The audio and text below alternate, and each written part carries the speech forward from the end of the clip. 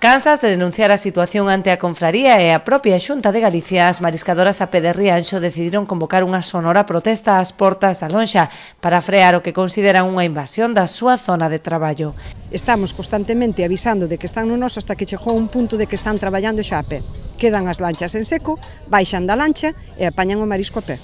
Eso non pode ser, entonces, como non vemos outra maneira de facer forza, é o que estamos facendo agora, protestando aquí, perdendo o día de traballo. A delimitación das áreas de traballo con elementos físicos evitaría situacións como a vivida esta mañá, na que os vixilantes negáronse a sancionar as embarcacións que presuntamente faenaban as autorizacións reservadas ao colectivo de a pé, alegando que se atopaban dentro da súa zona de traballo. A solución é que veña a Xunta a delimitar as playas, que as delimite con paus, con postes,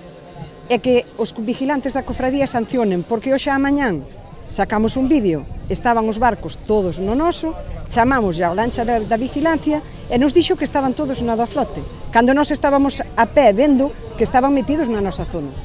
Temos uns vigilantes que non nos fan caso, que non queren é ter problemas co sector da flote, porque cos da pé, como non lle armamos guerra, eles non queren ter problema con quen lle arma. Se a lancha está en seco, está traballando no sector da pé, non ten xa que avisalo, ten que abrirlle un expediente. Se non lle abre un expediente, o primeiro día foi unha persona, agora foron 6, mañán serán 20, e dentro de pouco haberá marisqueo a pé solo, porque os da flote están se metendo no noso, desaparecerá o marisqueo a flote. O remate da protesta, a presidenta da agrupación de mariscadoras a pé mantivo un encontro co patrón maior para volver solicitar a delimitación das zonas, así como un maior control e execución das sancións por parte dos vixilantes do pósito. Miguel Ángel Iglesias comprometeuse a reforzar o pintado dos sinais xa existentes no espigón que marcan os límites de cada área, así como a designar un vixilante para cada unha das agrupacións. Agarda que con estas medidas se reduza a tensión entre os dous colectivos, escenificada na protesta desta mañá, na que chegaron a verterse graves insultos e descalificacións contra os mariñeiros da flote.